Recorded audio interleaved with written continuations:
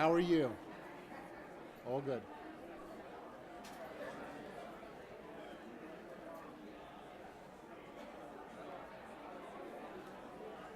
I've got some time.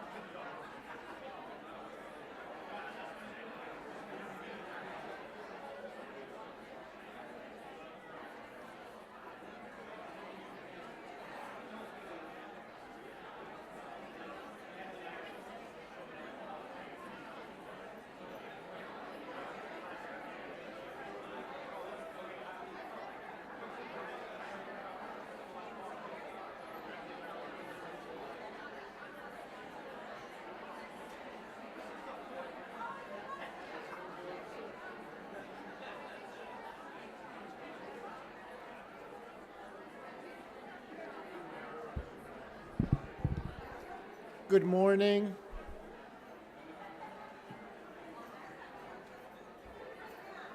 Good morning. And welcome to the spring. Looks like I just volume went up. And welcome to the spring all-staff meeting, or the 3 days from spring all-staff meeting. Pleasure to join in on this important meeting again. I will note that we will have time for questions at the end of the session. Several people have already emailed in questions. We'll answer those, but please think about other questions you may want to ask. In a moment, I'm also going to ask for colleagues to introduce new hires, people who are here for the first time. So look around in your office, your division, if there are new people you'd like to introduce. But first, I'd like to ask if there's anyone who'd like to make an announcement about upcoming events that the group should know about. Please. Hello, I'm Christian. I just wanted to let folks know about March 25th, next Wednesday.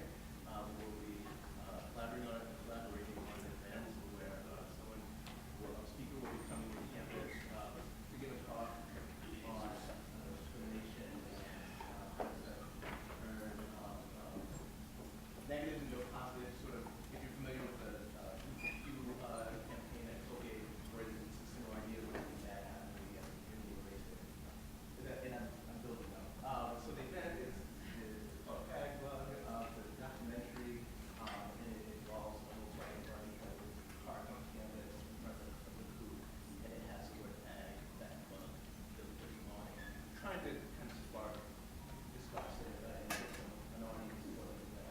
But it can be pretty offensive to the community, especially if they know about it. So we wanted to let folks know in advance that it is becoming. Campus police have been told about it, and we will have a question and answer documentary after the showing, where we'll be moderating a discussion about what's going on. We think that it would be, it can be important if we keep the educational This woman has traveled around the country using this negative, turning it into a positive, traveling for 50 some odd days, and really doing something remarkable. We thought it was just really important to let the community know this in advance, because we would see her rainbow colored bug. We really wanted to let you know so that we could see. Great. Thanks. So it'll be the bug will be here from 1 to 4. She will actually have an outreach booth at the coop. But then the event where we will have a film will start at 4:30, and it'll be in the Meyer Hall. So there'll be some physically open after. Great. Others? I'm Jason Camerdiner. I'm with the Communications Office, but I'm also with the Staff Affairs Committee. I just wanted to let folks know we're launching a short survey for staff members about just kind of social opportunities on campus, community building within staff, within the staff body. We recognize there might be an opportunity to kind of build some camaraderie and utilize some underutilized spaces on campus, whether it's down in the pub, mucus over the summer, all those kind of facilities. So we're just trying to gauge interest, particularly in what types of events, what locations, that sort of thing. I actually was trying to get that up onto our Colgate.edu/staff page right before this meeting, and my computer crashed. So it'll be up there as soon as the meeting is over, and we'll also be sending it out in the campus. Great. Thanks, Jason.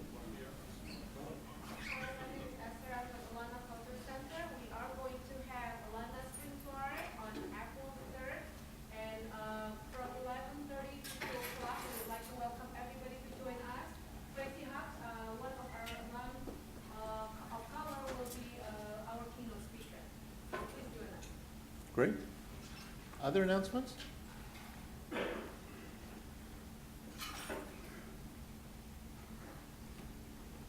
Okay, introduction of new colleagues. Anyone want to start? Introducing some new colleagues from your office or division. Brian? We have Steve Hughes. Steve, raise your hand. He's our new senior project manager, so he'll be doing building construction projects. And he started about 2 weeks ago, and come next week, or the next couple of weeks, he'll be responsible for the new athletic facility. You noticed the bleachers and the lights and stuff are gone, so he's jumping right into a project. And I think that's it. Leslie, do you have anyone doing the bookstore? We do. We have a new senior textbook by Molly Austin, and she isn't here right now. Working. Feel free to step in. Great. That's it. Kevin? Yeah, we have a couple new folks. As you may be aware, in January, we brought the help desk back onto campus. And with that, we have some new hires. We have Alex Levon, if you can stand up and wave. And if you call the helpline during the day, you'll get to talk to Alex. And if you call in the evening, you get to talk to Michael Snyder. Michael Snyder. He's still Mike. And he's on in the evenings till 11 o'clock and Sunday through Thursday, providing support in the evenings, which we haven't had before, so that's great.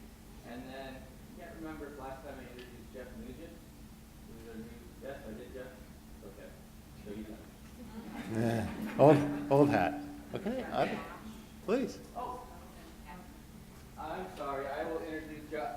Josh has been with us, he was an intern from Morrisville, so he's new, but he's not new. He's been with us quite a while. And then Patrick Holloway, I'm not sure if he's here. He is our research computing support, and he joined us just around the time of the last staff meeting. Thank you for it. Who? Patrick? Oh my goodness. He's been here forever. I'm sorry, Patrick Bronson, are you here? He's away. Web developer. He's also joined us. Anybody else worried?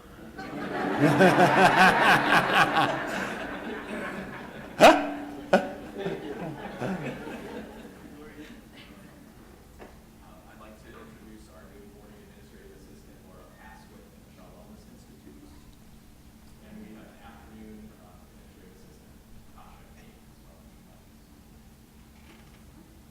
Great. Other introductions, please?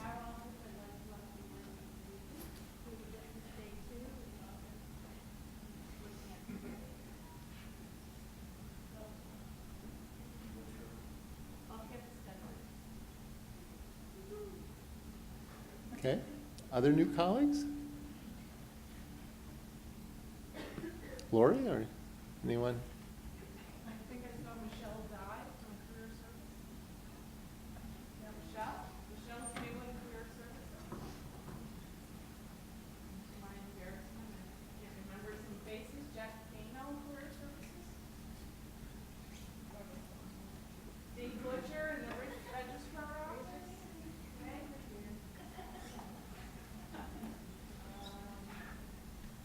Darcy Loveless, who would think she's new, but welcome back to Colgate University. And Laura Feinstein, not here. And Tara Bugby, they probably like back at the desk to man the office in admission, correct? And you're here. I think that's everybody. Everybody happy with Great. Well, welcome to Colgate. Delighted that you're here and delighted that you're joining our community. Okay, agenda item number 1, appropriately enough, the budget. Brian? Sometimes not the most exciting topic to start the morning with, so I kind of apologize. And there's no PowerPoint, but I actually use this at a faculty meeting. This is a chalkboard, and that's chalk. And those are numbers. And so the top number is the revenue, net revenue, and the bottom number is, luckily, since it's not in brackets, is called the surplus. So it's the money we have at the end of the day. You bring in money, you spend money, that's what we have left. And that first column to your left is the budget. So that's kind of the frozen number that we came up with about this time last year, was approved by the Board of Trustees about this time last year. So it's what we thought we were going to do going into the year. The next column is the outlook for this year, where we think we're going to end the year. And the next column is next year's budget.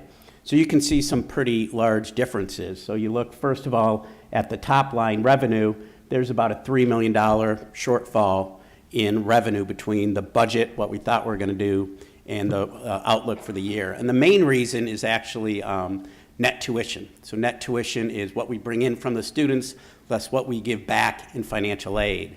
And so from a budgeting perspective, you know, it kind of hurt because we actually came up short in net tuition. The good news is it provides our students that much more. So we had a really, really strong class of 2018. Gary Ross, hello Gary. Gary and his team brought in, you know, with the help of our academic friends, brought in an incredible class. And when they put these offers out to the students, right, so the students apply, they go through this process, which are finishing, I think, this week or close to this week. They put those offers out to the students, and then come August, they show up, and you don't necessarily know what that yield's going to be. So the yield was actually really, really good, and what that meant is we had more and more students that had higher levels of financial need. And actually, it wasn't the number of students as much as the amount that each student needed. The other good news is the returning classes, we have better return rates. So, you know, they go, they come back, and sometimes they actually don't come back. And so that retention number has gotten stronger over the years. So both really good signs that the word's out that Colgate's a great place to come to and that you can afford to come to Colgate. And when they come here, they're staying, they're not dropping out. And so that's the good news. The bad news is from a budgeting perspective, that's not what we captured. On the other side, so you got the revenue shortfalls, we actually had some savings in expense. And it's kind of across the board, and it's things that make sense. So one of the revenue shortfalls is the bookstore. You know, we continue to struggle with, as an example, textbook sales. More and more students are buying things online. For anyone that works in the mailroom or drops by the mailroom at the beginning of each semester, you can see tons and tons of boxes coming in. And believe it or not, some of those are books. Some of those are TVs and all sorts of stuff that they're shipping in, but a lot of those boxes are books, and we're seeing more and more of that. And so the budget didn't actually reflect kind of the history, the trends that have been happening as far as textbook sales. And so if you sell less textbooks, you actually have less costs as well because you're buying less textbooks. So all those things are reflected in the income statement. So you shoot out to the middle column, this is where we think we're going to end the year. So $300,000 surplus, a lot different than the 1.9. But as I said, a lot of different things that are happening between those two numbers. The thing that we've been spending more time on than actually the forecast is the budget. So many of you have been involved in the budget process, right? You request things. If you're a division leader, you have to prioritize those things. You submit them to the budget office. A few of us sit down in a room, we sort through them, and we have to make some pretty tough decisions. And this year, you know, I don't know the history. I was here for last year's budget, but not the year before and the year before and the year before. I think this year was rather difficult because there was a lot of requests, and we certainly didn't want a budget that showed negative, that showed a deficit. So there was, at one point in time, if we added up everything that people wanted, and these were reasonable requests, right? Things that would move Colgate forward, we would have had a roughly $3 million deficit. Well, none of us wanted to turn in a $3 million deficit, certainly to the Board of Trustees.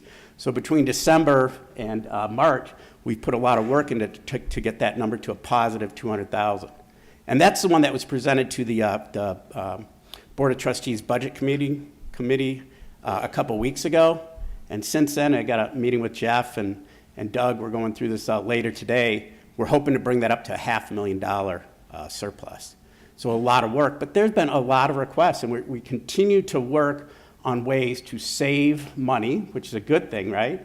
Which is a lot different to me than cutting budgets, to save money so we can put that back into academics and student services, the critical student services. So that's kind of my high-level update. I would say that probably the biggest thing, the biggest challenge that we have going forward over the next 2 to 3 years, 2 to 5 years, is, and Steve and the crew back there know this, we're building a whole bunch of new buildings.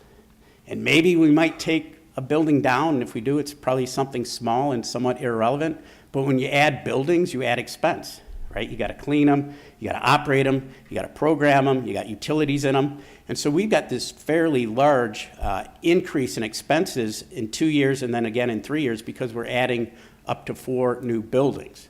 And so the good news is we realize that we're looking at those things, and we've got a couple years to figure it out. So we got a solid budget, this year, we got a solid budget next year. But going into the following couple years, it's going to be a challenge, and we're going to be working now. I mean, I keep saying the second the budget book is printed is the second that we'll start working on the next year's budget, because we need to start looking for ways to save money. And when I say save money, that's as an organization. How can we work together? How can we save money on travel, on office supplies, on utilities, right? So can we do different things to save money as a university? The answer is yes. We just got to figure out the smart things to do and then ways to do them. What process will we use to get there? So that was kind of a high-level overview of the budget and the good things that are happening and the challenges that we're facing. Questions? Nothing? All right, good. So I have a capital update next. And for those of you that were in the staff meeting, this is pretty much the same one. We put a new slide in just to throw you off. And we changed it from February to March update. So one of the ones that is very, very close in, as I mentioned before, is the new athletic facility. For those of you that have seen this presentation before, at one time this building kind of looked hideous. And with a huge amount of hard work, I mean, the last 3 months, actually the last 5 months, been working on the very, very inter details of this building and the materials and the lighting and the infrastructure and the furniture. And through that, we believe, and it's hard to say this early on because we haven't even dug the hole, but we believe we're going to be on time and on budget, and that's not an easy thing. This is $37.8 million facility, and that dollar amount was set 3 years ago. And we didn't know exactly what we're going to build. Well, we know exactly what we're going to build, and we think we're going to come in on budget. And so that's a good thing. And it's going to look great, and it's going to function well. And this is the interior shot. So when you come in the lobby, once again, at one point, this wasn't nearly as glamorous. But through, I don't know who's here from athletics, Vicky, Anne Marie, some of the other people on the team, I keep giving them a huge amount of credit for their ability to prioritize and to look at this building and say, what do we have to have out of this? And so it's new athletic facility, but it's basically an ice rink with a lot of other things added on. And so the number one priority actually was the ice system. We got to make sure that we have a really good ice system and boards and seating arena and those different things. And we have that. And this is one of the other views. And for those of you that don't drive down College Street, that is snow, and it was starting to melt the other day, but it's back. And this is the crew taking down the bleachers and the lighting. And we actually donated that to an outfit up in Oneida who does soccer. And so instead of this going to the scrap yard, it's actually being reused, which is a great thing. I don't have a specific update on career services, but in a week, maybe 2 weeks, probably closer to the board meeting, which is April, we'll actually have a decision on where we're going to site this. So we spent at least a year. I remember it was April 11th last year, so going on a year where we kind of thought we knew where the site was going to be. And then we had another discussion, and then we had another idea where the site was going to be. So a lot of really good campus engagement on where this thing's going to go, but I don't know if you can see this. So that's the library, and that's JB Colgate. So this is La Casa, and that's Merrill House. So somewhere, probably over here, which is close to the library, or over here, where La Casa is where it will be sited. And so we got a lot of the other work done. We know what we want to do. We know what we want to put into it, but we don't know where we want to put it. And depending on where you put it will have a major impact on the building. If you put it over here, it's going to be probably longer and narrower. If you put it over here, it's going to be more of a square. One is a beautiful site. It's connected to the library, which is a good thing. This one's actually a lot easier to build on, and it'll be closer to parking, Merrill House parking and long-term parking when we build the next parking lots. Summer 2015, nothing super exciting, at least in most people's world, but we're replacing the roof and the dormers on JC Colgate, a major, major project. We're also looking to marry up that project, right? So you're doing one major roofing project. Well, maybe we should do the other one at the same time, save a little bit of money if we can get the same company to do the work. And so we're looking at Sanford roof as well. That one's not approved by the board yet, so we'd have to get their approval in April. We're doing some, I wouldn't call them major upgrades to Curtis Drake and 100 Broad Street, but that's our first RLC, so we're really, really excited with the work that's being done there. Memorial Chapel, window replacement, pew and floor refinishing, and so that's long time overdue. The chapel house itself, still some work to be done there. We haven't specifically determined. It's a building, I think 1957, 1959, and it hasn't had any modifications that I know of. So roofs, windows. The one improvement that we want to get out of that is ADA accessibility, which would be a wonderful thing. And then McGregory Hall, that project should start this summer. It's phase 3 of a 3-part work that's been done over the last 3 summers. And then I wanted to point out something new, and nothing specific's been decided, but I think this is exciting as well.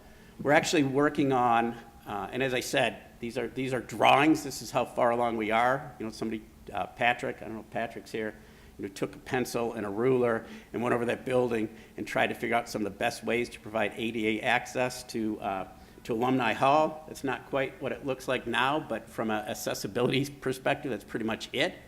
To get in there, whether in a wheelchair or on crutches or any other means, it's about 5 levels to get to the elevator. We're trying to figure out how to make that much more easier to get to. And so TBD on that, but we're hoping that we'll have a project this summer for Alumni Hall. It's by far, as far as our high-use academic buildings, by far the most difficult. RLCs, this is another one where we spent, well over a year, probably 3 years, but over the last 14 months, a huge amount of time trying to figure out the best model and the best way to use our resources, our financial resources. And so this particular view is the possibility of putting a new res hall between Stillman Hall and Andrews. And this isn't what we're going to do. This is one of the versions from probably about 2-3 months ago. Actually, December 1st, 2014. And we spent a lot of time since December trying to figure out, is this the best model? So this particular model will have 275 new beds between Andrews and Stillman. We're looking at a model that would have approximately 200. And so sometime, maybe as soon as next week, we're going to have some information on that. We're going to review that with capital assets. And if all goes well, we'll take it to the full board and actually start designing this, whether it's 200, 275 beds, TBD. But a huge decision. We have not had a new res hall in decades, and I think I've said this before, our maintenance, critical maintenance of those residence halls has not been great. And so I don't have a slide on that, but I mentioned Curtis and Drake, but for the next 5 years, the major focus of our renovation is on our res halls and apartments and the annexes, the houses on Broad Street. I did want to mention, because this relates to what I just said related to the res halls, we spent about 4 months from last summer to last December working with a company called Sightlines, and we virtually went through every single one of our buildings. The only thing we didn't go through would be things like pump houses and things like that that are out there somewhere. And what it told us is we have a lot of critical maintenance. The good news is, I guess this is good news, every college and university has a lot of critical maintenance. The statistics would say Colgate has gotten a little bit behind, and the information would say where have we gotten behind? In our res halls, where our students live. And it's not that these other things have leapfrogged the other ones, it's just we haven't paid as much attention. And we kind of knew that, but by bringing in this organization and professional engineers, they went through every building, so we have a really good baseline to look at what needs to be done building by building. And so we're actually using that to prioritize the next 5 years. And so this slide shows by building type where they say you would need to spend the most money. So this tallest column is the res halls. If you add this column, the res halls, this column, the apartments, and Broad Street, it would go off the chart.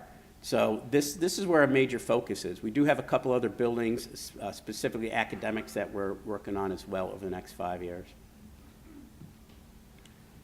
And then the other thing I thought was really, really interesting, this is, forget what building it is, what system is it? The number one area where we need to spend money is HVAC. So we have these buildings, they might be 10 years old, 20 years old, 200 years old, and we have not kept up with HVAC being AC and heating, ventilation.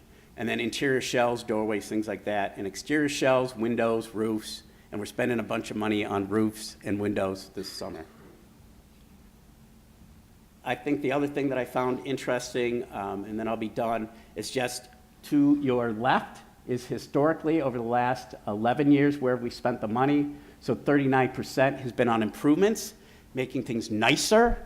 And it's saying going forward, you need to spend 41% on your building systems. So those are things I talked about, HVAC and things that aren't exciting, mechanical things that aren't exciting. No one gets to see them, but our team gets to spend a lot of time fixing them. And so it's time to start fixing those up strategically. And then Doug's going to talk about Center for Art and Culture and one other project.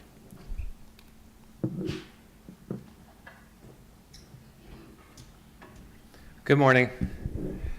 I'm happy to be talking about 3 academic programs that are embodied in 2 projects that are going to be taking place starting this summer.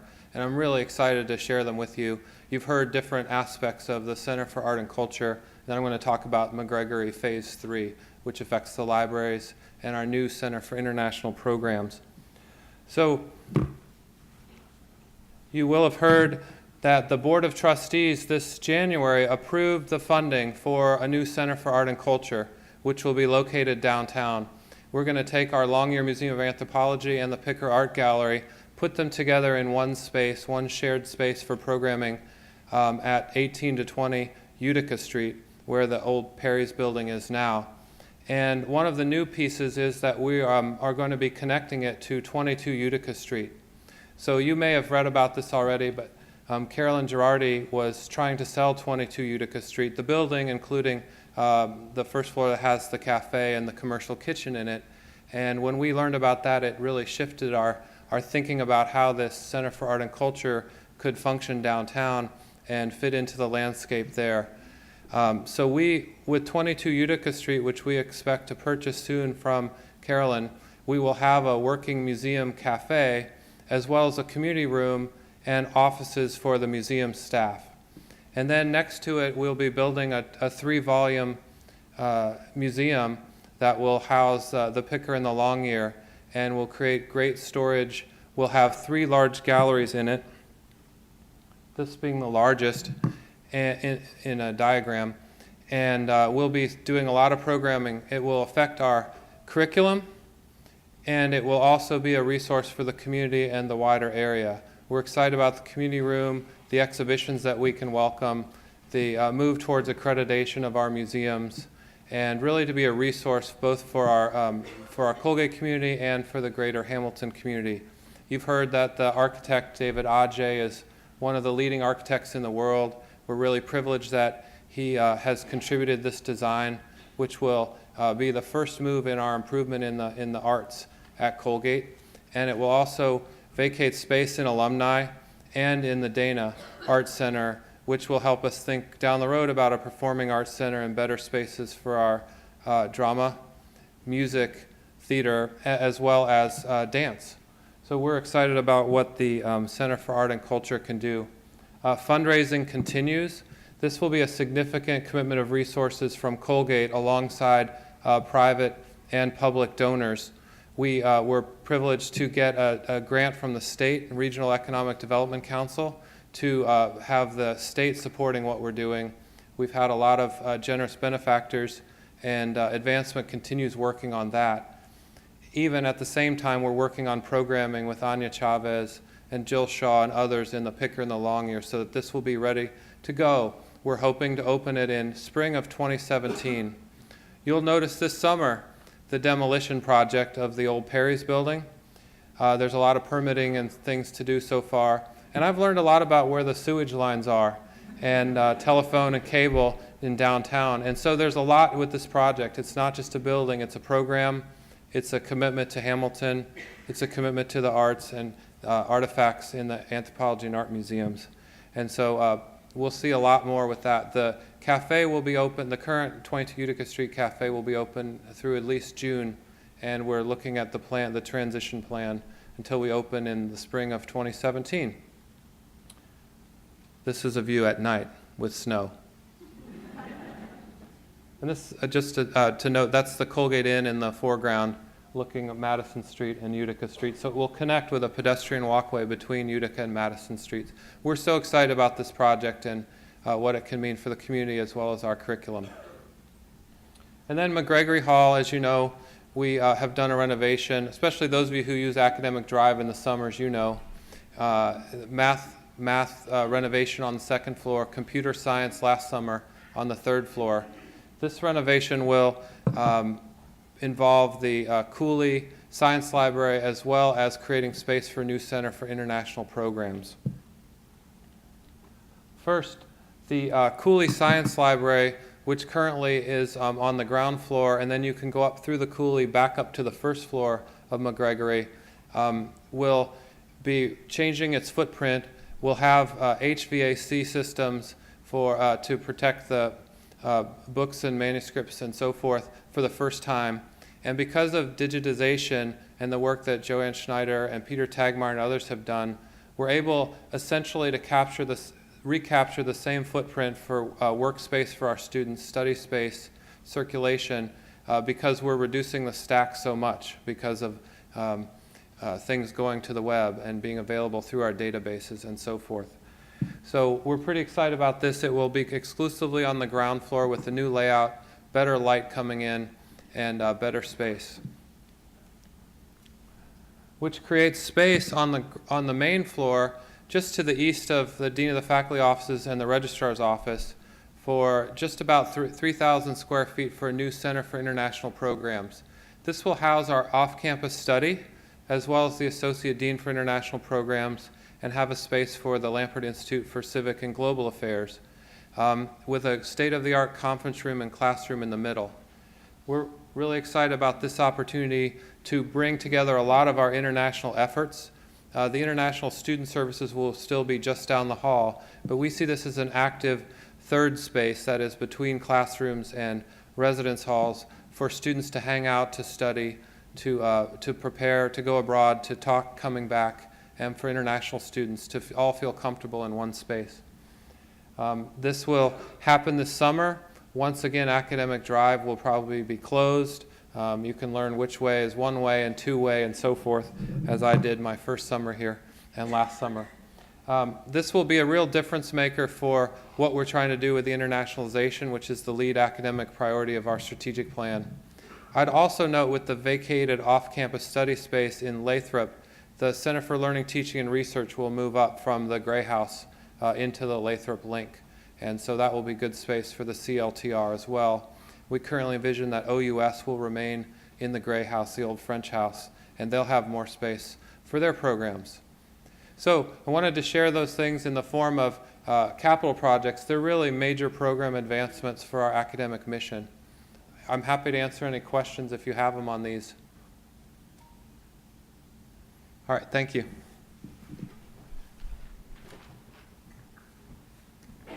Thanks, Doug and Brian. And those are an exciting set of capital projects. Obviously, the new spaces are wonderful for programming, but it's also important to keep fixing the roofs and doing other things so that the snow and rain doesn't come in at some point. And I should note, and this will be a theme later, that tackling deferred maintenance is an important task for us, and it's not something that all universities are able to do at the moment. And if you look behind the budgets of many schools, you'll see that they're balancing their budgets essentially on the backs of the buildings and of the campus infrastructure by not investing enough.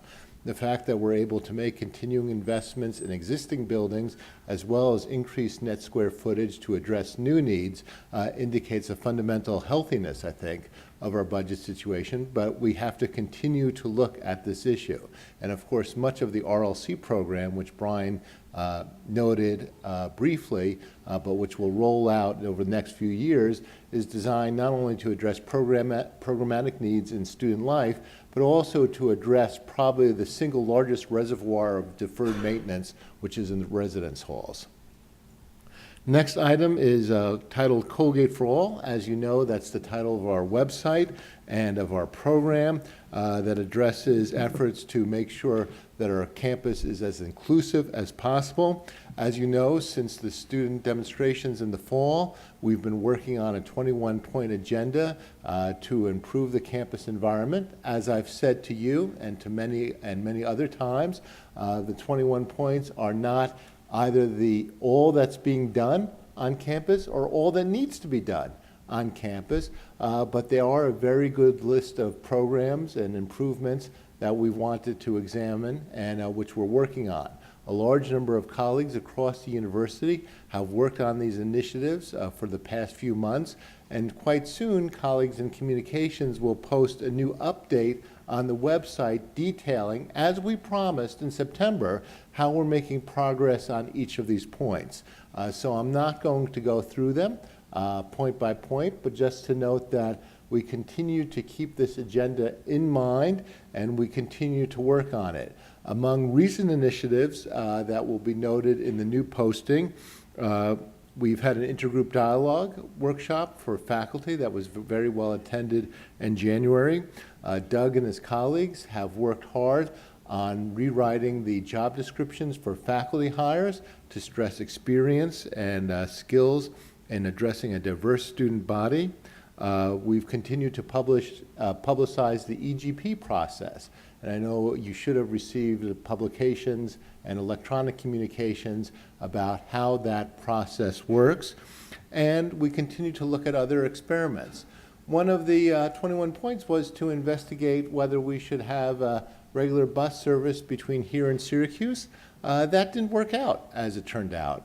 There wasn't a whole lot of student demand for the couple of times we scheduled the bus, so we're not going to be doing that again. And that just shows you that, we have to continue to learn as an organization about what works and what doesn't.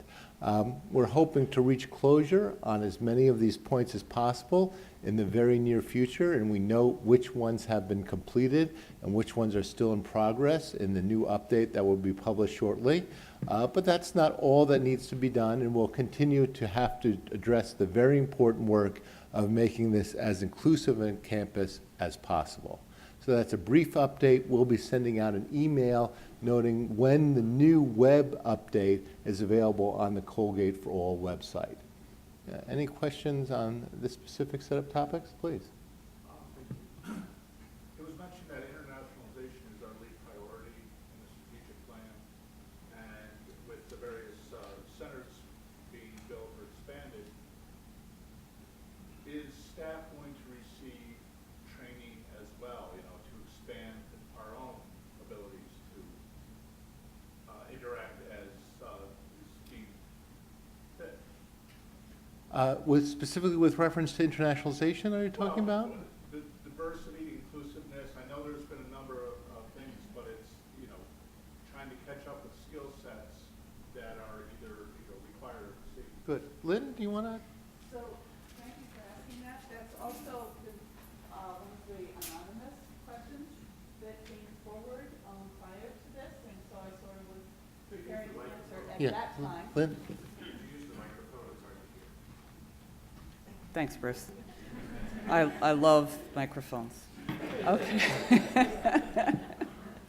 So that's a really wonderful question, and thank you for asking it, and thank you to the anonymous person who also submitted a question regarding how do we prepare ourselves individually.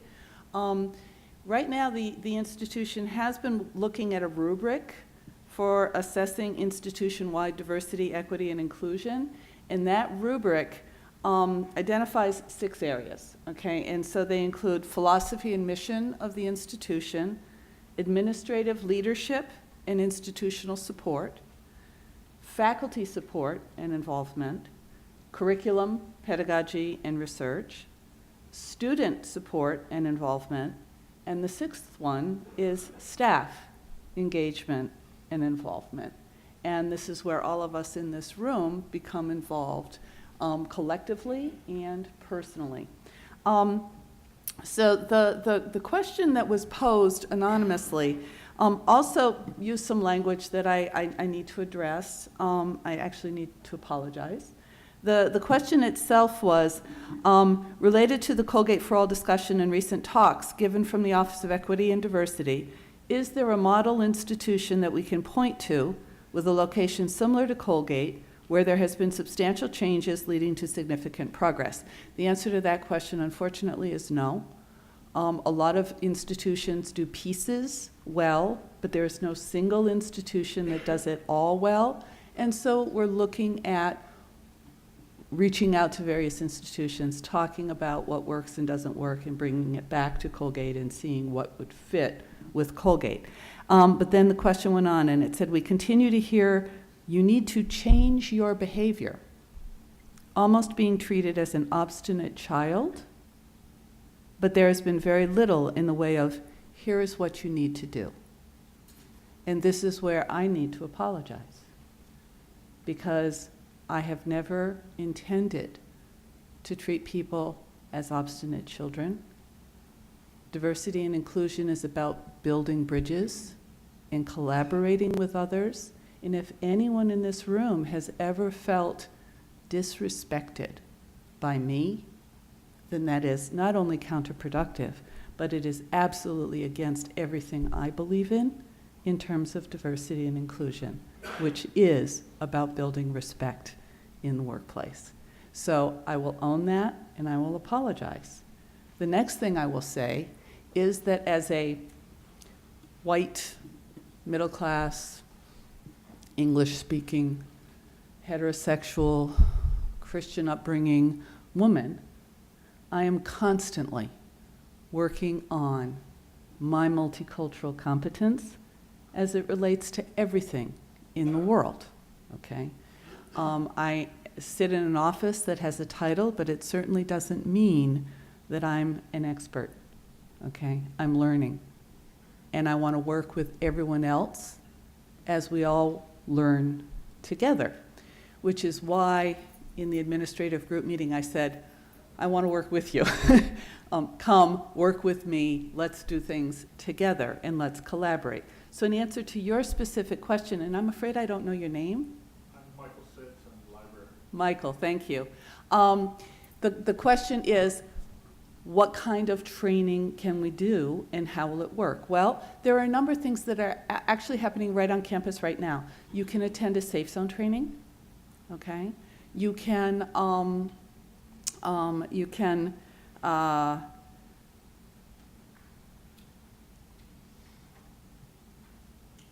ask me to come in and talk to you about Title IX and the sexual climate at Colgate. My office has been working on a bystander training, which is called Interrupting Bias, that's focused on students, but we can develop it as well for staff and perhaps offer it to interested staff members. We have readings that individuals can do. I know that Susie and the Dean of the College, in collaboration with the Dean of the Faculty, have been putting together the first-year readings for the incoming first-year class, and they're related to issues of diversity and inclusion.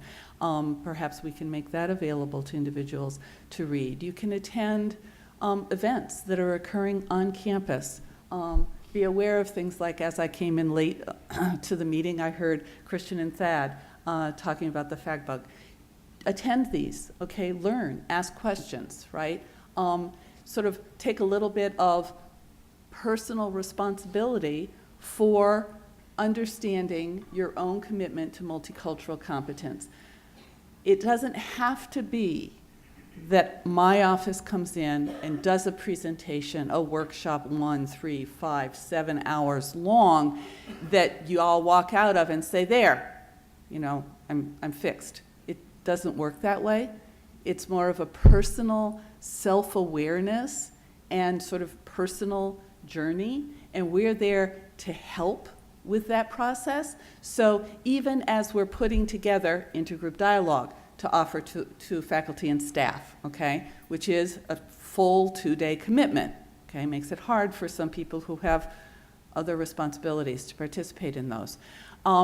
We can, at the same time, have a cup of coffee with you, sit down with you, talk to you about what you're feeling and experiencing, what questions you have, and work with you one-on-one. So 102 Lathrop, the door is open to anyone and everyone to come in, sit down, talk with us, and share.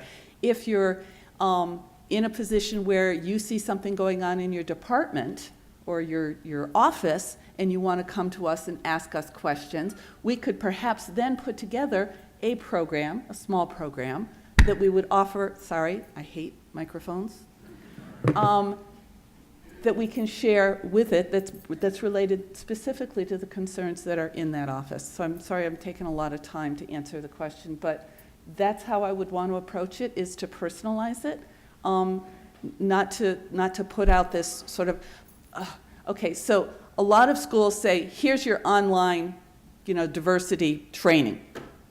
Sorry, it's an hour long, it's boring, you go through it, you walk away, it's done, you've checked the box, what have you really learned? Okay, we don't want to approach diversity and inclusion in that way. We want it to be meaningful, we want it to be personal, and we want to work together on it. And I guess that's all I have to say, unless there's more questions. Yeah, Joanne. You mentioned intergroup dialogue training for faculty and staff, so I'm wondering if you could talk a little bit about that, and also the possibility of offering it during the summer when a lot of staff in areas are not as kind of crazy. Great question. So, yes, I can. We have a small number of faculty and staff who are trained as facilitators in intergroup dialogue. We're putting together a second training in May to have a larger group that we can draw from to do this. Once we have those faculty and staff on campus who are trained as facilitators, we can start to offer it. And I would absolutely love to do one this summer, recognizing that it is a time when faculty tend to disappear, but staff tend to have a little bit of free time and can actually participate. So we would probably be putting one together for the staff. It is a 2-day workshop where you move through some exercises that are really meant to build self-awareness and the recognition of the value of talking, dialoguing about questions of difference, okay? We had one in January. We had 34 or 32 people participate, faculty and staff.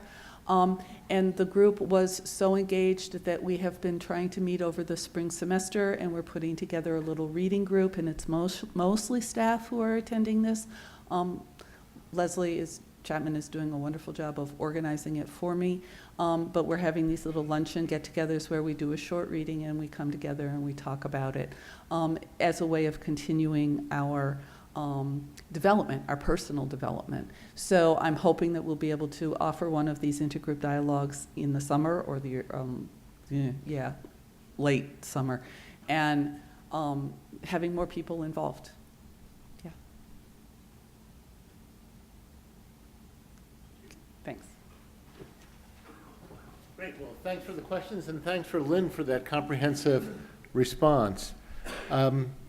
Why don't we go directly now to the Oak Project and initiatives in travel and expenses. And I think Brent is not here, right? You're going to give the presentation.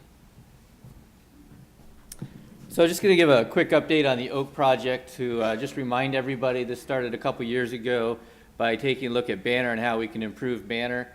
From there, we recognize there's a lot of opportunity to improve some of the workflows on campus, and so we came up with this acronym, the Oak Initiative, which is Optimization, Analytics, and Knowledge.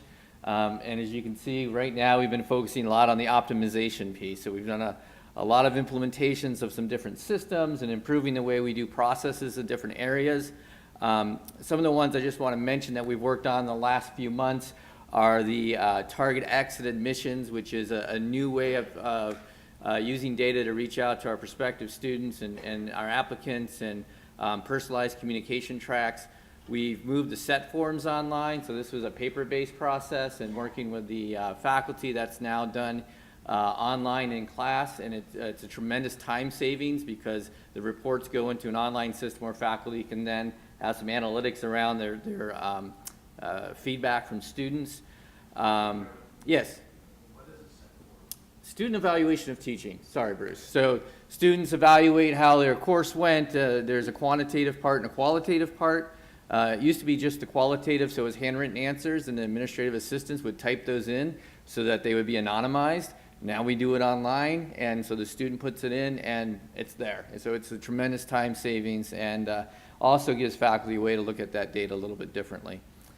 We've done some work on employee onboarding and student onboarding to try and streamline those processes. Bunch of other things we see here that are either in progress or being planned or being looked at. Once we have all that, that gives us this rich data set, and so then we get on to the analytics.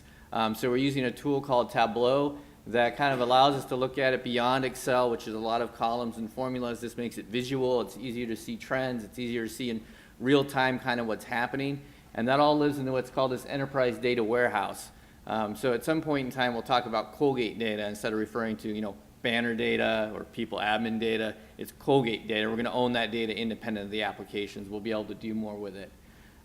On the analytics front, there's really 4 main areas that we can look at for analytics. There's descriptive analytics, which is what's happening. Okay, where are we spending our money, for example? We can look at that. How much are we spending on travel? Diagnostics lets us ask the question of why is it happening? Why are we spending so much money in this area versus this area? The analytics will help us with that. And then what we're excited to get into, which we're just starting to scratch the surface on, is predictive analytics, which is what will happen next. So if we keep doing this, what is it going to look like a year from now and 2 years from now? Admissions does a lot of that when they do their forecasting model. It's predictive analytics. If we get this kind of group of students in at the prospect stage, they can flow that out to who's going to walk in the door in August. And then prescriptive is what do we need to do, which is really important. So if we want to shift things, if we know that there's changes that are happening, we need to shift things, the prescriptive analytics can help us do that. With all that analytics, the hope is then we gain knowledge, which will drive our decisions on campus, so we make those decisions based on data and really understand the impact before we make the decision. It'll help us shape programs by understanding what's working and what's not working, so we can be more efficient with where we allocate funds. Gets back to what Brian was saying about saving money and making this budget work and getting our strategic priorities in place. And finally, we can improve performance. So we can look at those. I know within IT, we've been looking heavily at that, how we can improve our customer service. And a lot of that is taking that knowledge, changing the way we do things based on customer feedback. So that's kind of the OAK project, just to remind everybody on it. It's not going away anytime soon. We've got a lot more work to do. I want to take a quick moment if the members of the OAK team could stand up. They're going to love me for it. So Sue and Tom and John and who else? We got Tim Borfitz. And is Annie here? Yeah, strength in numbers. Gretchen, where's Gretchen? I haven't got to everybody yet. Gretchen Herringer from Registrar, Annie from Facilities, Lindsay from Advancement. Lori, did you stand up? Okay, just making sure. And then we also have a student on the OAK team as well. It's really important to get that student perspective. Because a lot of these things that we're doing affect their lives, and that's really what we're trying to do is improve there. So if you have ideas on other ways that we can do things better or more efficiently or get rid of systems that aren't working well, those are folks to talk to. And if there's other people, did I mention Kara from Athletics is on there? If there's other folks that you think that should have input to that team, please let us know as well. And then I want to take a quick minute to talk about Concur. Concur is an application that will be launching in April for ITS, athletics and admissions, focused on travel and expense. And then I believe we're targeting 1 July, Tom, for the rest of campus, around there? May, June, and July. Okay. And so Concur, I'm just going to click here, and okay, good. So this is an online travel and expense. We've got some test data in here as well. But this will be if you're traveling or just doing expenses on the JP Morgan card. How many people have a JP Morgan card? Okay, if your hand is in the air, you'll use this system at some level, okay? And what it allows us to do is instead of the paper-based where you have to have receipts and track that, this system will talk to both JP Morgan and then you can upload things. So I'll just give you an example. I'm going to click on expense type. So I go into here. And you'll see I have a bunch of different expense reports. So this one got kicked back for some reason. This is a training one. But last week I was at a conference in Seattle. So I've started this report. I'll click on it. And I go in. And what you'll see, if I click available expenses, these are things that have come into the system. So we'll look at this. This is a meal that Brent and I had at the airport before we left. And you'll see that it pulled in on the JP Morgan card data. And then if I mouse over here, I actually took a picture of my receipt. So I don't have to carry my paper receipt. I took that with my phone, and this attaches to my expense report, and then once I go through here, I can bundle this up, and then I can submit the report electronically. It gets approved electronically, and it shows up in finance, and they have all the information they need. We don't have to run paper through the mail. If they have questions, they can kick it back to me. Within the individual items, I can put notes on there that says this was for me and Brent, and then the system will check to make sure that Brent also doesn't turn in a meal. Not that he would do that, but he's not here, so we'll pick on him. So it's going to give us much better control. One of the other nice things is if we go to add a new expense, if I'm doing this, okay, what you'll see is over here, I'm still learning this system, and don't worry, we'll have lots of training. Over here, you see there's all different types of expense types. And what this does is this gives us a greater level of detail on where we're spending money on campus, especially with the credit card. A little bit, it's kind of hard to track down where all that's going. We do a lot of churn on the JP Morgan card, but it's in these high-level accounts, and it doesn't give us the detail to make actionable changes. So this is going to provide the data that we can go back and do the analytics on, find out where we're spending our money, and do things better. Just one example from travel. Let's say I had a flight scheduled on Delta, and it connected through Philadelphia, and nothing ever gets canceled out of Philadelphia. But if it did, and my flight gets canceled, and I decide I can't go on the trip, I now have a credit with Delta. In the past, we don't have a good way to track that credit. Now in the system, we'll know there's a credit with Delta. And even if I can't use it, maybe Brian uses it, we do an internal budget transfer so we're both whole, but now we haven't lost that money that's sitting out there in Delta. And there's probably, I don't know about Colgate, but other universities, there's a lot of unclaimed credits out there for travel and other things like that. So this system will help us get a handle on that. You know, and like I said, every dollar we don't spend here is more dollar for financial aid, which is our priority. So this is all a really good system. There'll be some bumps in the road, but we'll work through it, and we'll support you through bringing this new process online. Tom, did you have anything you wanted to add? Yeah.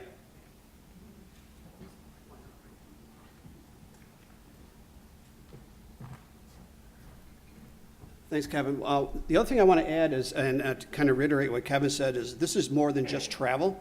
It's travel and expense. I want to underline the word and. So any employee-related expenditures that are non-payroll are going to go through Concur. So you go to Walmart and you're picking up various supplies for your department for a gathering. You're going to go through Concur, all right? Whether you use your JP Morgan card or whether you pay out of pocket or whether you don't use your personal credit card, you will go through Concur. So you're getting reimbursed. I think some departments have a uniform allowance or a shoe allowance. You normally go to the cashier's window to get reimbursed. You're now going to go through Concur. So this is a big deal. So this is going to affect everybody one way or another, whether or not you have a JP Morgan card. But if you do have a JP Morgan card, you definitely will be going through Concur for both travel and non-travel related expenditures. The other thing that we just learned, because we're still learning this, is there is also an add-on called Expense It, where when you take a picture of your hotel bill, the detail of that, and I don't know how it happens, I'll just call it magic. The detail of that hotel bill actually moves to Concur, and it will itemize the hotel, the taxes, the incidentals for you. You don't have to do the input. So we're actually very excited about that. And the whole purpose of this is as people get used to this system, your travel experience should be easier. The one thing I wanted to kind of, while I have this group here, is to say, there will be a danger if you try and take the way you used to do it, we'll call it the shoebox receipt theory, and try and make that work in Concur. It will work, but it won't be as efficient as possible. So the whole idea of what Kevin said, you take a picture, you move on, you just keep doing that. It'll start accumulating, and once you come back, you can actually just complete the report, click yes, and it moves through the system. So that's the beauty of this. And so I think for the frequent traveler, this is going to be a piece of cake. You're going to say, why didn't we have it sooner? If you're not a frequent traveler, we have what we call super users at each division to help guide you through the process if you only use it once a year. It still would be easy, but it'll be easier if somebody else is helping you. With that said, an email is coming out today or tomorrow from Alan and myself to discuss training. You've seen one piece of this, which is the Concur travel and expense. That actually is a 2-hour training we have to do. It's a full 2-hour training where we're going to show you how this thing works. But also there is the travel booking piece. That is Concur, but behind the scenes is Christopherson Business Travel, which actually is making that work. And so while we're having the rollout with the 3 divisions, Kevin announced coming in April. In May, we're bringing another group up. In June, we'll bring another group up. And in July, we'll bring the last group up, which is instruction. In that email, you'll find out where you are in that. And we'll talk about training then as that group gets closer. We're also going to be asking if anybody wants to be an early adopter. If you're not one of the 3 divisions, that would be great to get people in other divisions to try it out and kind of learn with us. And then hopefully you'll be a cheerleader when your division moves up. But also, part of that is the business booking. That training begins last week in April. Christopherson folks will be on staff, and that is open to everybody come April. So if you're booking travel, you can start with Christopherson April the 6th. And then just 2 other points. I received 2 questions based on the email that went out last week. Number 1, people saying, I don't have a smartphone, so what am I going to do? If you don't have a smartphone, you can still get receipts into Concur. All right, you can either use a multifunctional device to scan them, you can email them, and a lot of companies, particularly the bigger corporations, hotels, you can do what's called e-receipts. You just say, I want this e-receipted over. If you've got your Concur profile set up, it'll move over for you automatically. So don't worry, if you don't have a smartphone, this system will still work. The other question we received is, do I have to use Christopherson for booking travel? The answer is no, it's optional, but to make greatest use of the system, we think you're going to want to use Concur, and you're going to use Christopherson. It's just like booking online like you would with Orbitz or Travelocity. We think the pricing is competitive, and once you book through that, again, it will slide over, make your travel experience a whole lot easier. So at the very least, we would strongly recommend people go to that training and at least try the booking piece through Concur. Thank you. I have 2 quick questions. What you just mentioned about using Christopherson being like Kayak or one of these others, does that mean we actually could do it ourselves for the kind of people who want to know what time they need to go and then blah, blah, blah? Yes, Go it's. on and do it there. Yeah, so the question is the experience through Concur just like you would through Kayak, where you could find out all the various flights, all the different airlines you could go and pick and choose? The answer is definitely yes. What it will do, though, just so that you'll know, is that it will be looking at, it'll let you know if you booked the lowest cost. If you didn't, a message will say, do you know you didn't book the lowest cost? And for a whole lot of reasons, people may not. And you can say, yes, I know, and it'll just keep the process moving for you. But it definitely is like using an online system. And then the other question is this shoebox theory that you said. If people continue, I mean, do you intend for people in departments where administrative assistants are helping process travel reimbursements? That would be the shoebox theory, where you come back and give it over as opposed to doing it yourself. And if a lot of people find it easy and want to do it themselves, like I would, that would mean I wasn't bringing back my expenses to the administrative assistant. How are you envisioning that working? And Okay. how do you want it to? All right, again, the question is, in some departments, the traveler will give their receipts to administrative assistant, who then gets it all together and then processes it through. And we can make that work. I'm actually meeting with various divisions to say we would prefer that not to be the way you make it work. It's an option, and we'll accommodate that. But the way this system is designed, and I'm calling it a best practice, and it's what's out there in travel land for both not-for-profits and for-profits, is that the onus is on the traveler to get the report together. And when you look at how easy this is, there really isn't a whole lot for an AA to do anymore when everything's electronic. So what we want to say is the traveler gets the report together. It then moves to what we call a previewer, which now is the AA. The AA can then look at the report, tidy it up, do some to and froing back and forth. There's issues. And once that previewer, or AA, says it's fine, then it moves over to the approver.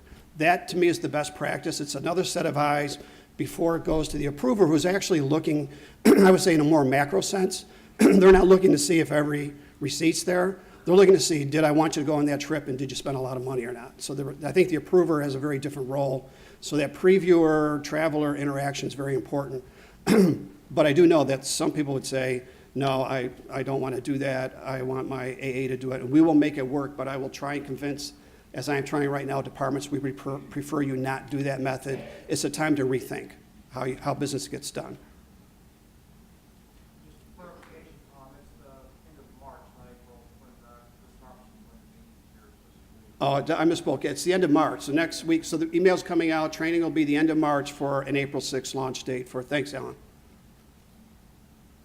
Anything else? Isn't it the case that individual departments or divisions may decide that basically the default is people have to use Christopherson unless they provide justification that gets approved? In other words, it's not up to the individuals necessarily to decide whether to use the travel agent or not. Right. So the question is can a department or division require their employees within that department or division to use Concur through Christopherson? And a division can have more restrictive policies than the university policy. So yes, you could sit there and say, we want all our employees to use this, period. And that's fine, and that would be within, and we would actually like that, but the university policy would say no. Anything else? All right, thank you. Anything else on Oak or Concur at all? Thank you. Yes. Emphasize that it's also about expenses. Yeah. Yeah, I'll emphasize, again, it is about expenses, so if, I'll just jump back in here real quick. Josh, how do I do that? He's Max. Am I still in Firefox? Oh, I didn't log in. I don't need to show you that way, but I'll talk through it. So yeah, this isn't just travel, it's also expenses. So if you're, what you would do is right now, I think most of you probably do a monthly expense report. I know in ITS, for example, somebody buys something on Amazon and uses the JP Morgan card, or picks something up at Price Chopper and pays cash for it. They hand a receipt to Denise. Within ITS, the way we're going to do that, that person now is going to get that receipt in a digital format. They're going to log into Concur, either on their phone or on the web, and they're going to add that expense. They're going to put, there's a date on there, there's a little field you fill out, this is the date of the expense, the description of it, and log it, and then electronically we'll route to Denise as the pre-approver? What would you call that? The word previewer. So Denise will preview it like she does right now on paper, but she'll do that all electronically, and then when she says it's good, instead of walking into my office with a stack of paper and receipts stapled to it and I sign it, I'll get it either on the mobile app or on the website, and it'll say you have an expense report to approve. I'll look at it, and I'll say, you know, Tim, well, why did you buy that at Amazon? And he'll say, oh, that was for this project. And I'll go, okay, great.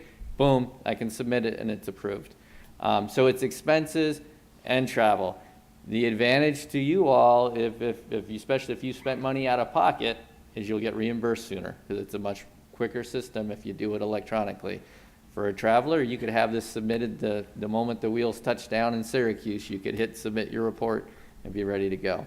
So it's a much more efficient system, and it's going to allow us to have a much better understanding of where expenses and departments go. Yes? What about mileage? Mileage, there's a column on there, so you add an expense as a mileage type, and you put in the mileage. I don't know the exact details, I haven't gone through the training, but you would put it in there, and it will calculate the mileage for you. No, it would be right within the system. It would be an expense type of mileage, and you would put in whatever the requirements are, probably a start location. What was that? Use the Google Map function. So that'll be covered in training. All right. Anything else? Yes, ma'am. So then how do you get reimbursed? So I think the reimbursement process would be the same, correct, Tom? It would be direct deposit, typically? Yeah, you just submit the report, and it comes to the back office, gets forwarded for reimbursement. So it goes into direct deposit if they have to pay? It goes a direct deposit into your checking. It's a separate item. What affect like your, if your person that uses mileage ladder, your grocery spending, that's not gonna increase your. No. No, it's a separate deposit, and it's coded that way, so it doesn't show up. It's not income, it's a reimbursement. Is it used for students also? Not yet, okay. Good. Any other questions? Thanks so much. Thanks, Kevin and Tom. This is, just to emphasize, this is a very big deal, and it's coming quickly.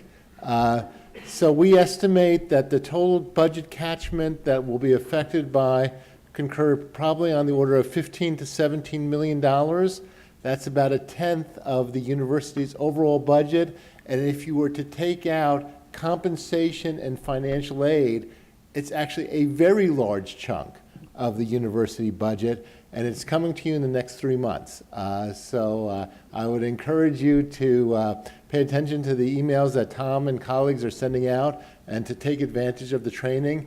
We think that the advantages to the institution, as Kevin noted, are many.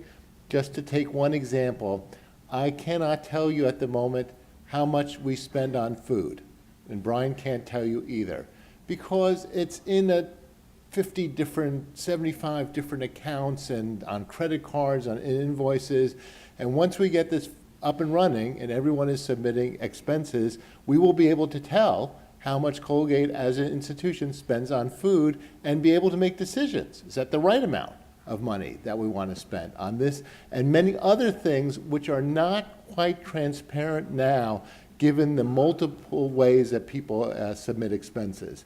So it's not only a big deal, it will affect how people operate. I think the learning curve will be short, but it will require people to make changes, but the long-term benefits are very significant indeed. I'm going to flip the agenda now a little bit and go to questions and answers. As I said, we got 4 questions anonymously. Lynn addressed one of them already. Let me read the next couple and we'll have colleagues address them, then happy to take questions from the floor. The first 2 I'm going to give to Brian. The first is update on campus dining changes, and second, please share about the job description classification project and when it will be taking place and completed. What can the employees expect from the outcome? And I think, Brian, I think you're the third, I think I'll give you a third one also. Can you please tell us about the benefit program for employees who wish to obtain their master's degrees from another school and how to have that paid for? It is my understanding the members of the dean of the college will be receiving this benefit and wonder if it is out there for everyone. Right. So Let me 3 start questions. with the last one. And it's in the works. We're actually looking as kind of a new benefit, a consistent benefit for all employees would be something that could help you subsidize. It's not going to pay for a master's degree or some other degree. We're trying to figure out what those conditions would be, what the budget would be, what those parameters would be, things like, you know, what would your grade have to be reimbursed? What's the maximum amount? How long would you have had to been an employee? How long would you have to stay after we paid for it? So those are things we're trying to work out. I think we're pretty close. It's actually been a conversation at the Benefits Committee and what was the other? Staff Affairs Committee, I think. And so it's kind of gone through the process. It's just a matter of finalizing, and then it could be the next couple of weeks we'll announce something. So it's a new benefit that will be available. And in the past, I think these things have been done, but somewhat ad hoc. And so I think this came up maybe through the dean of the college and said, well, if we're going to do it for somebody, shouldn't it be available under, as I said, these set of rules for everyone? And the answer was yes. So we're working on that. As far as the job descriptions, in Lori's words, we're at the home stretch. I think there's been an incredible amount of work, and there's most of the divisions are either finalized or almost finalized. I think we have 3 divisions with a little bit of work to a lot of work, depending on where you are. There's been some reorganization. Some people have left, some rethoughts on how we might want to structure some things. The rollout, specifics of that, TBD. We've got a meeting next week with the consultants to talk specifically about that, but we're pretty excited. It will impact, you know, almost everyone in this room, or certainly a lot of people in this room. It's going to provide consistency, and it's kind of phase 1 of what we're calling, what's your word for it, Laurie? Talent management. So it's a first step in something that'll actually take us a couple years to roll out. And then the third one, and I think all these things are celebrations, but this one is kind of near term, has to do with food service. So towards the end of the year into the beginning of 2015, we made the decision to start looking at alternatives from Sodexo. And Sodexo's been a long-term partner, more than 40 years. I love telling this story. It's so long, even Tom O'Neill doesn't know how long they've been here. And so he's been here almost 30, I think 36, 38 years. So it's been a long and very successful partnership, but a lot of things changed in that industry. So we spent the month of February into early March doing something really, really important, trying to figure out exactly what we want out of food service. It's more than just how many meals a day and how much are we charging the students and how much is Sodexo charging us for the food. It has a ton of moving parts. It gets into sustainability, it gets into food allergies, it gets into selection, meal plans, venues, concessions, everything that you can imagine. So we're doing a really, really robust job trying to put all those things together to make sure we know what we want. At the end of this week, we're going to get back from the consultants some of that information, take a couple weeks to digest. I think by April, so early April, we'll put the RFP out. We've got the month of April to look at that. By early May, the proposals are due. And then we go from there. We'll start evaluating them. We're going to bring in some finalists. It's kind of like an interview, right? So you come on campus and you're going to have an interview. We get the resumes, we look at all the resumes, we narrow it down, and we're going to bring people on campus and we're going to pound them. We're going to ask them a lot of questions. They're going to have a lot of forums. I do want to say, certainly a round of applause to Joanne Borfitz in the back of the room for the work that she's done on this. I'm hoping and I'm confident that the next time we meet, it won't only be a round of applause, it'll be a standing ovation. It's a huge amount of work. And it's already, I don't know if George or anyone from Sodexo is here, but they have been an important partnership. We've had these conversations with them. If you were a student and you had a meal plan, you would say there's been noticeable differences. So no matter what happens, Sodexo or non-Sodexo, it's raising the bar for our students, and it's something incredibly important. It's actually, as far as vendors, they're our number one vendor. It's the biggest dollar amount that we spend outside of paying ourselves salaries and things like that. So, but thank you, Joanne, for all the work. And there's been lots of open forums, and I hope you attended those. So any questions on any three of those topics? Get my pen back, too. Other questions about these topics or other aspects of the university? Please. One more, please. I believe it was mentioned by Brian earlier that it appeared our budgets were set for the next couple of years, but that afterwards it was going to be a challenge. Did we hear that correctly? Yeah, I mean, it had to do with, mostly adding buildings, and so they can be pretty expensive. So if we add 4 buildings, we've got all those operating costs, and we haven't built those yet. So we look at our base year, which is next year's budget, and then we kind of roll that out for the next 5 years. In 2 or 3 years, you can see that blip of additional expense. One of the things that Colgate has done very successfully is look at tuition and try to balance that tuition. If you look at higher ed in general, there's been many years, some of our peers, where there was 10, even 12% increases in tuition. I don't think anyone thinks that's going to happen again anytime soon. So we're kind of constricted at the top as far as how much we can charge our students. There's a chunk that goes to financial aid. And so we're actually looking in the out years. We model the out years and say, what might this look like under a certain set of conditions? And so under those set of conditions, we're saying, we got work to do. So it's not this year, it's not even next year nearly as much. It's the out years, because we're building a new building. We've got to program them, right? We'll add employees to manage those buildings, to clean those buildings, to maintain those buildings. And they can be pretty expensive.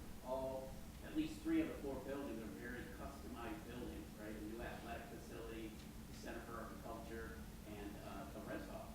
So, but the good news is we're not waiting to build those buildings and then start to put the budget together and say, oh, geez, that's going to be really expensive next year. We haven't figured it out. We're trying to figure out spending and savings. Tom and Kevin talked about this tool we're going to have that we didn't have before. We can analyze this information and we can work with these vendors like we never have before. We can work with the airlines, we can work with the car rentals, we can work with the food providers. We'll actually have the data to be able to negotiate better. Other questions? Please. One of the things that I picked up on as we're going through this is we had talked a lot about the infrastructure on campus and how a lot of it's failing, a lot of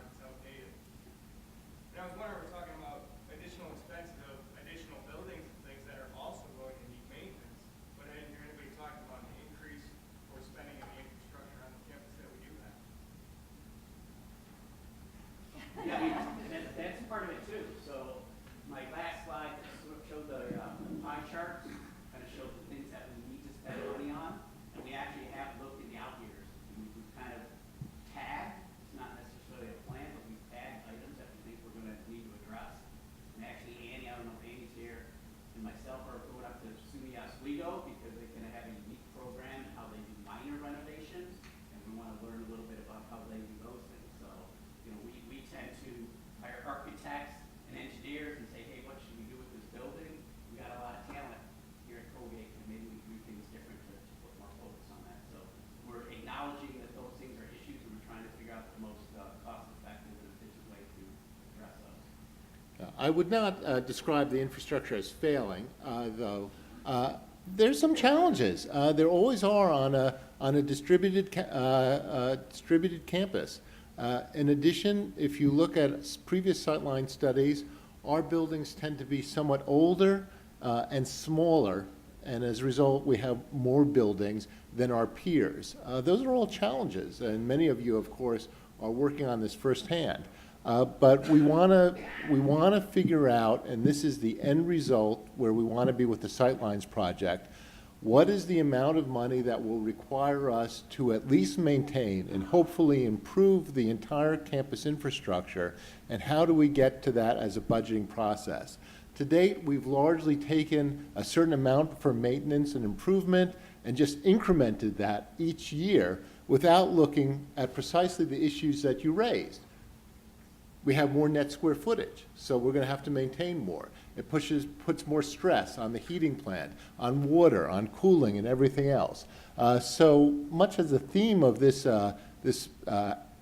day, we want to get the data to say, this is how much it's going to require to maintain the Colgate campus, and we're just going to have to figure out how to spend that, or if we can't get to that point, acknowledge that we have some significant issues in the future. Just two of the projects that Brian mentioned, the roofs of Sanford Fieldhouse and James C. Colgate, those are major issues, and we've got one approved. If the board approves the other, addressing those two issues will put us in a better place in terms of one component, roofs, and we just got to keep pushing on all of the others. Is there any update on the health insurance, and now that we're self-insured, is it going well? Do we foresee any changes with it moving forward? Yes, it's going actually really well from a cost perspective. You know, so we joined forces with some of the other New York Six colleges, and there's been a lot of work, certainly before I got here, and financially it's come in stronger. And part of the reason, you know, we have a balanced budget this year and next year is some of those savings. And part of the way you can look at is it effective, as it met the results that we wanted, is are there big increases to what we're charging, right, the piece that the employees have to pay? And the answer is no. We're able to keep those costs down coming into this year with only a minor tweak to one of the co-pays. And so that's success too. I mean, if you look at the history of Colgate or virtually any other institution over the last 5 or 10 years, you know, rates of the employee has to pay is going up, up, and up. And that's true even at Colgate. I can't remember, there was one year was 12% or something increase, and you know, we're not seeing that. We're able to control things a lot better. And so when you're thrown in with insurance, with let's say manufacturing companies that have a higher risk jobs and maybe a different population than a university, you're paying for part of that. So by separating ourselves and doing other things, we're saving money. But you know, Lori and the team that has worked on that has done an incredible job managing that. So we are saving money or not spending money at the rate that we would have had to. Great question. Thank you. Other questions?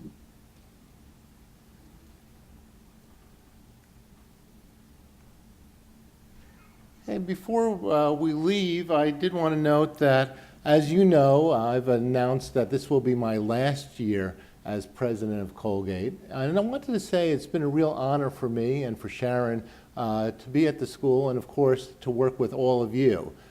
These are, and I've said many times, very challenging times in higher education. And if you read the higher education press, which some of us do obsessively, not a week will go by when you don't see some article that says, higher education is finished, you guys are going the way of Blockbuster Video, there's no role for you in the future, et cetera, et cetera, et cetera.